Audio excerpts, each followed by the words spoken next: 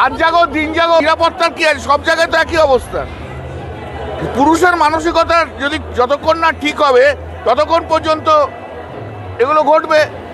আপনার political agenda আছে, আপনি নিয়ে মাইক নিয়ে এসছেন আমরা মিডিয়া থেকে, নিরাপত্তা সবই রয়েছে, কিন্তু একজন বন্ধু যদি বান্ধবীকে রেপ করে তাহলে সেখানে নিরাপত্তা কি করে দেবে বলুন তো আমাকে।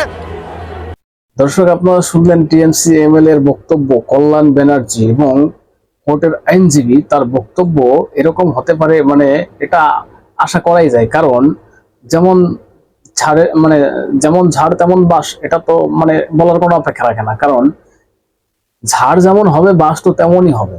কারণ আমি আজকে এই একটা বাসের উদাহরণ দিচ্ছি, আর একটা বাসকে আমি নিয়ে আসবো, ঠিক আছে, তার বক্তব্য শোনাবো। কারণ মুখ্যমন্ত্রী মমতা ব্যানার্জি, যিনি বলতে পারেন কোন একটা কেসে আপনারা দেখেছিলেন শুনেছিলেন যে একটা মেয়েকে ধর্ষণ করে মারা হয়েছিল, সেখানে লাভ অ্যাফেয়ার দেখতে পেয়েছিলেন মুখ্যমন্ত্রী। বলেছিলেন কেউ যদি ভালোবাসে সেটা কি তার দোষ, কেউ যদি লাভ অ্যাফেয়ার থাকে বা প্রেগনেন্ট ছিল, নানান রকম একটা ঘটনা আপনারা শুনেছেন না? অবশ্যই শুনেছেন। এবং যেমন ঝাড় তেমন বাস, বাসের বক্তব্য আপনারা শুনলেন। কল্যাণ ব্যানার্জি বলছেন বন্ধু বান্ধবীকে ধর্ষণ করছে, বন্ধু বান্ধবীকে রেপ করছে। ভাবুন তাহলে আপনারা কেন রয়েছেন, আপনারা কেন সরকারটা চালাচ্ছেন, আপনারা কেন বসে রয়েছেন? ক্ষমতা ছেড়ে পালিয়ে যান। বন্ধু যখন বান্ধবীর সঙ্গে রেপ করতে পারে, আর এটা কি বলবেন বলুন তো দর্শক? বলা হচ্ছে বন্ধু বান্ধবীর সঙ্গে রেপ করছে, আর মিডিয়াকে দোষছেন। মিডিয়া যখন প্রশ্ন করছে, মিডিয়াকে বলছেন আপনি কোন একটা পলিটিক্যাল এজেন্ডা হয়ে এসছেন। এটা পলিটিক্যালের দিকে বা পলিটিক্সের দিকে ঠেলে দিচ্ছেন কল্যাণ ব্যানার্জি। নিজেদের দোষটা স্বীকার করুন। আরজি করের ঘটনার পরেও শিক্ষা নেবেন না? আরজি করে এত বড় একটা ঘটনা ঘটে গেল, সেখানে কিভাবে তথ্যগুলো লোপাট করেছেন আপনারা, আপনার সরকার, পুলিশ মন্ত্রী, মুখ্যমন্ত্রী মমতা ব্যানার্জি পুলিশ দিয়ে সব তদন্তটাকে ঢিলে করেছেন এবং সব প্রমাণগুলোকে নষ্ট করে দিয়েছেন। এটাই তো আপনাদের কাজ, এটাই তো আপনাদের কাজ। আপনাদের কাজকে মানুষের সিকিউরিটি দেওয়া বা সুরক্ষা দেওয়ার। বাংলায় এই মুহূর্তে দাঁড়িয়ে সব থেকে অসুরক্ষিত বাংলার মহিলারাই। কারণ দর্শক, আমি আরেকটা ভিডিও আপনাদের দেখাবো। লাভলি বয় মদনদার বক্তব্য। মদনদা বলছেন যে ওই মেয়েটারই দোষ, মেয়েটা কেন ওখানে গিয়েছিল। আগে শুনুন কি বলছে। वो लड़की अगर नहीं जाता तो ये घटना नहीं घटते थे। अगर जाने का टाइम लड़की किसी को बता के जाते थे, दो सहेलियां लेके जाते थे, ये नहीं घटते। वो लड़की अगर नहीं जाता तो ये घटना नहीं घटते थे। अगर जाने का टाइम लड़की किसी को बता के जाते थे, दो सहेलियां लेके जाते थे, ये नहीं घटते।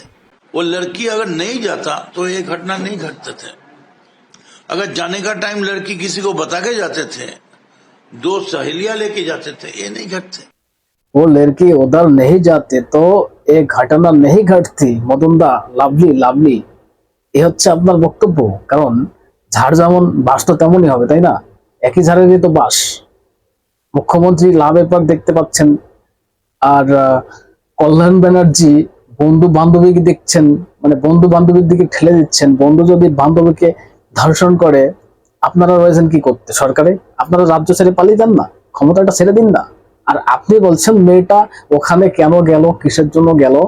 মেয়েটাকে যদি কেউ জোর করে ওখানে নিয়ে যায়, ভয় দেখিয়ে ভীতি দেখিয়ে, সেই দায়টা কার? এখন পুলিশ তদন্ত করছে, ঠিক আছে, পুলিশ কি তদন্ত করবে? কি তদন্ত করবে যেখানে ধর্ষক টিএমসি নেতা, তার নাম উঠে এসছে, তাকে গ্রেপ্তার করা হয়েছে? সেখানে কি তদন্ত হবে এটা বাংলার মানুষের কাছে পরিষ্কার। আরজি করের এত বড় ঘটনা, সেখানে দামাচাপা দিয়ে দিলেন আপনার মুখ্যমন্ত্রী মমতা ব্যানার্জি। পুলিশ মন্ত্রী এতটা সূক্ষ্মভাবে কাজটা করেছেন পুলিশ দিয়ে। সিবিআই ঢুকে সিবিআই কিছুই পায়নি, কিছুই খুঁজে পায়নি। আর আপনার সেই আগেও সেই আপনারা দেখেছেন টিএমসি যোগ, আরজি কর কাণ্ডেও, এখানেও টিএমসি যোগ। তাহলে কল্যাণ ব্যানার্জি বলছেন বন্ধু বান্ধবীকে ধর্ষণ করছে, এটা না বলে বলতে পারতেন টিএমসি কে ধর্ষণ করছে, তাহলেই তো হয়ে যেত। তাহলে তার কোনো কথা বলতো না কেউ। এই হচ্ছে রাজ্যের পরিস্থিতি। মদন মিত্র, আপনি এই সব বক্তব্য কি করে রাখছেন? লাভলি, তাই না? মেয়েটার দোষ দেখতে পাচ্ছেন, আর কারো দোষ দেখতে পাচ্ছেন না।